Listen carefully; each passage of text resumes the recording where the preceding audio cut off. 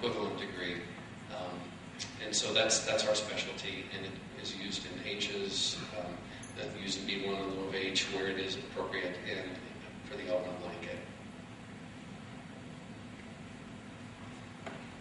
Well, one question I'm sure this audience has for you, Abigail, is we see different standards in the adjudication of applications across the 5 different consulate and embassy in India.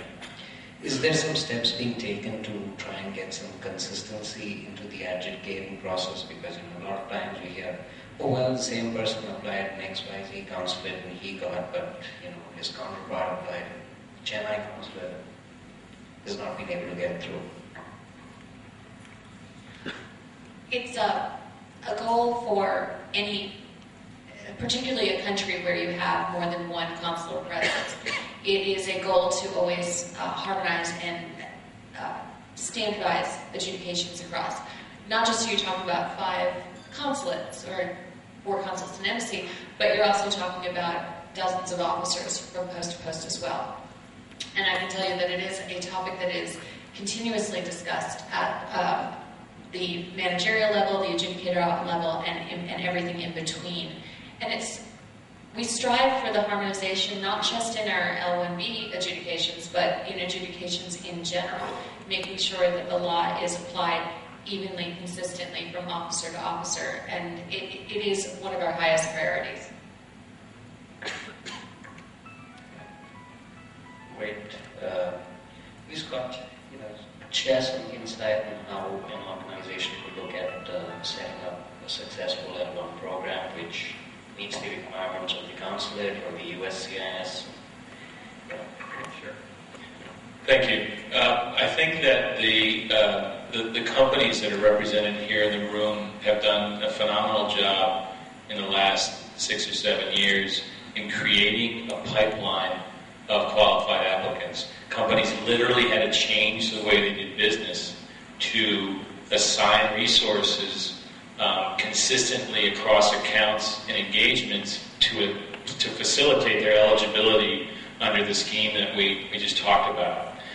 It's a little counterintuitive. It really is like the U.S. government saying, if you want to send people here, you're going to have to essentially create a pipeline. But that's what happened, and it shows that these companies are nimble enough to understand the requirements and comply with them. There clearly aren't enough H-1B visas available in the United States to meet demand. It's been a phenomenal reflection of the value of the program that the cap wasn't reached this year. It's not a vehicle for cheap labor. It is a vehicle to bring people who have a professional background in the United States to provide professional services. When the economy was not doing well, there wasn't a lot of demand. The economy is picking up, demand is picking up.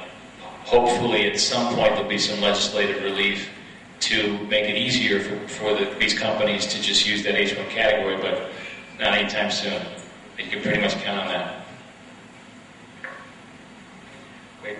Thanks a lot to all the panelists for sharing that insight into the different programs that we have. And I guess it's time for lunch now.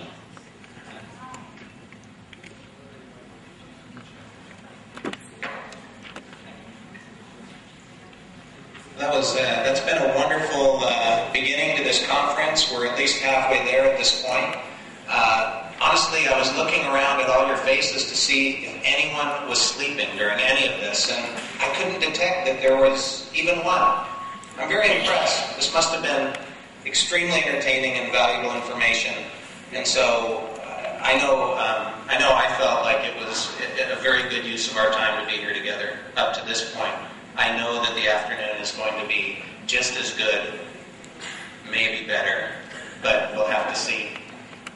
Excellent panel. Thank you very much. There will be lunch, as I mentioned earlier, because of our numbers and the unexpected turnout being so great as it is. There may be a little bit of